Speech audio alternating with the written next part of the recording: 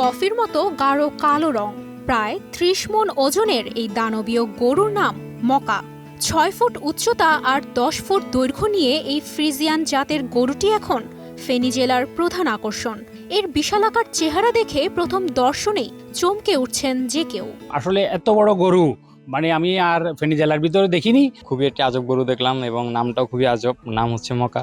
বিশাল দেহের একটি গরু। এই গরু ফেনীতে আমি অনেকগুলো খামার দেখছি, ফেনীতে আর কোনো এরকম বড় গরু আছে কিনা সন্দেহ আর কি। মকাকে বড় করা হয়েছে সম্পূর্ণ প্রাকৃতিক ও পুষ্টিকর খাবার খাইয়ে। খামার মালিকের মতে মকা প্রতিদিন ২ বেলা প্রায় ১২ থেকে ১৮ কেজি ভুসি সাবার করে।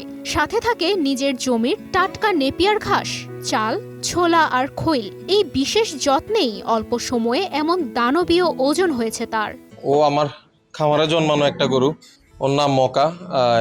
আজকে প্রায় ৪ বছরের মতো আমার কাছে। ১২৫০ কেজি স্কেল ওয়েট আছে ওর এই বছর ইনশাল্লাহ ওরে বিক্রি করে ফেলার চিন্তা ভাবনা আর কি। খামারির শখের এই গরুটি এখন আলোচনার কেন্দ্রে। প্রতিদিন মানুষ ভিড় করছেন মকাকে এক নজর দেখতে। দর্শনার্থীদের মতে এত বড় আর আজব নামের গরু তারা এর আগে আর দেখেননি। এটা অনেক বড় গরু, আমি দেখছি, দেখতে পাইলাম আর কি, মোটামুটি বড় গরু এটা।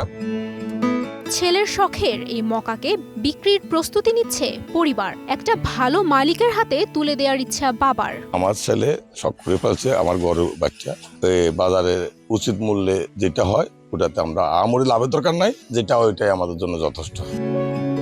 আসন্ন কোরবানির ঈদে ফেনীর এই মকা কত দামে বিক্রি হয় সেটি এখন দেখার অপেক্ষা।